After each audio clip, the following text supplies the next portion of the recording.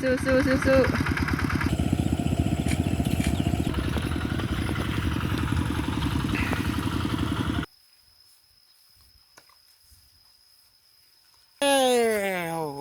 เห็นไหมขึ้นเด้อขึ้นเด้อฝนตกครับแล้วสบายดีสวัสดีค่ะทุกคนวันนี้ก็เป็น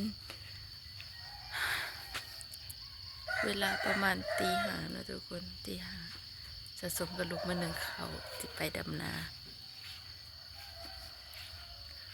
มืดยังมืดอยู่ทุกคนไฟหัวเข่าก็สิหมดแล้วตอนนี้เบิ่งเขาเงา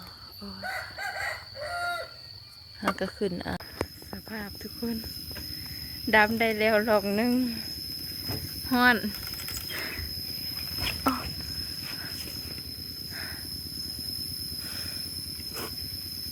เหนื่อยแองมาดำนาซอยเด้อพี่น้องเลย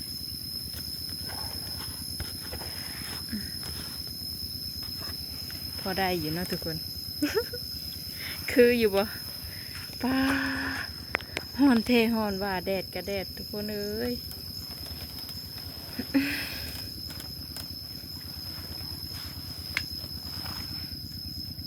แดดเทแดดว่า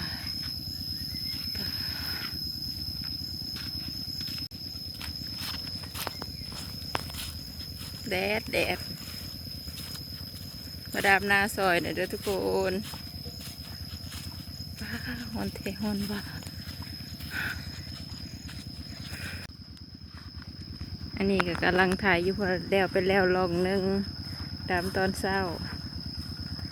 กำลังดูดน้ำขึ้นมาแถวโน้น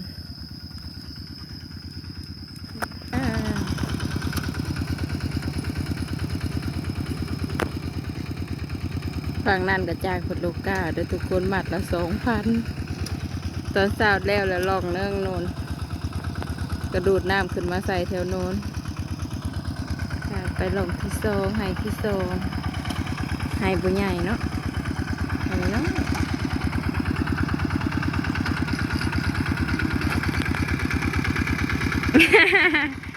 สู้สู้สู้สู้อยู่สุดนะบดชาวลาวเฮาเนาะเฮ็ดนาอยู่ทุกปีเด้อทุกคน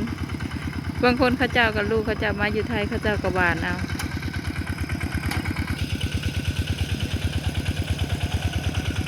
ที่เขาเจ้าใกล้ๆเพิ่นกับหวานเอาได้ทุกคนหวานเอาลาย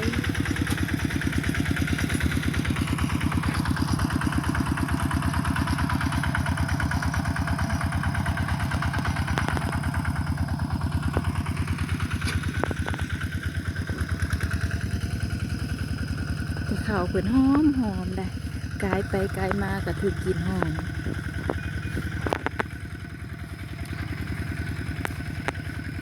นี่ดำตอนเช้าประมาณจากโมง6-7 โมงนี่แหละหายใหญ่เติบอยู่เด้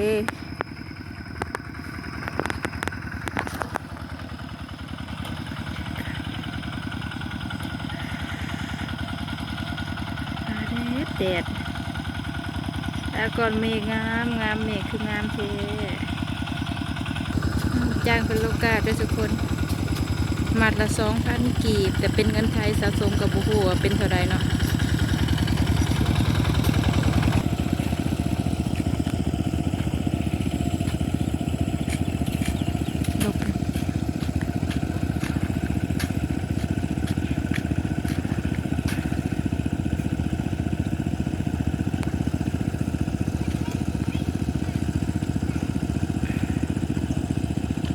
นอน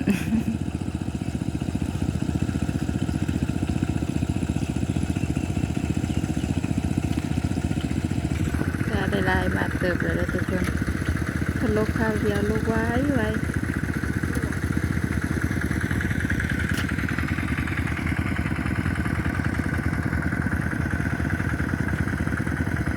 ขาดหน้าแล้วพร้อมดำแล้วทุกคน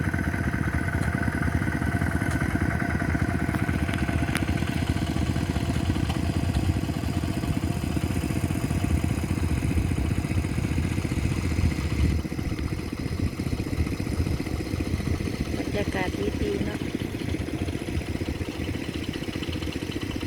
เอาไว้เอากาไว้เอากามาดำนี่ผู้ดำเห็ดดันนิดหน่อยแล้วนี่ก็ดำนาไว้เด้ทุกคน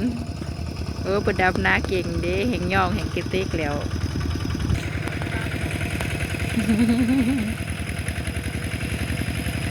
เต้ยไปหิวเอากาฮะจ้า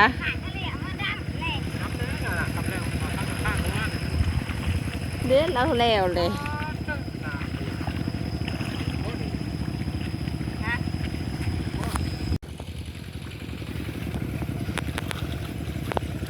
สาดำนาไว้อยู่ดอก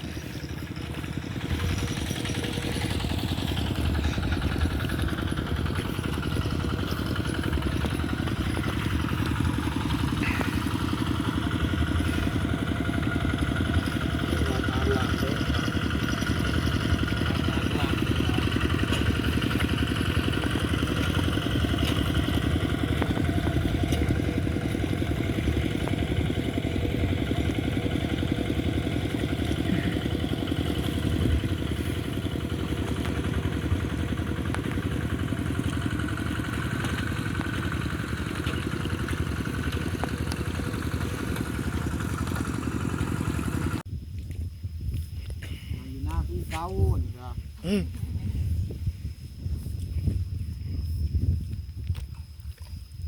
อยู่หน้าคือเก้ามื้อนี่ให้ฮะ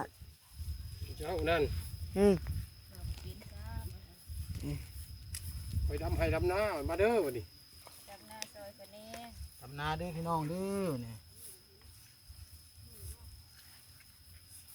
ดำนาปลูกวันนี้สาหน้ากันนะมีน้ำอันนี้ก็มาตกอันนี้ ไก่อย่างนี้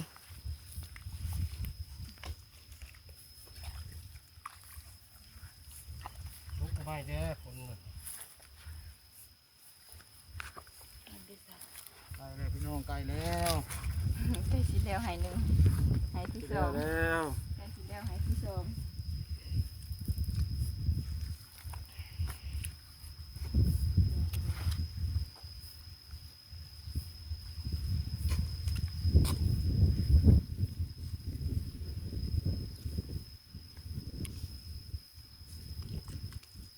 ไก่แล้ว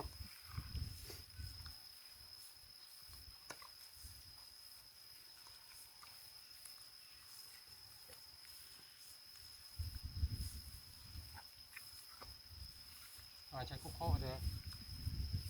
คุมข้อนี่โอ้พัฒนาดำนาอยู่ผมนาอยู่ผมข้อมวนวน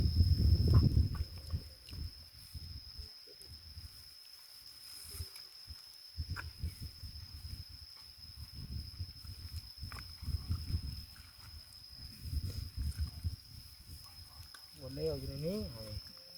นี่ก็มาดำอยู่ในนี้เนาะจ้ะ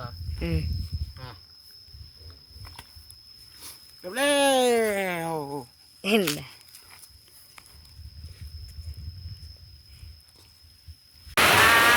ฝนตกแล้ว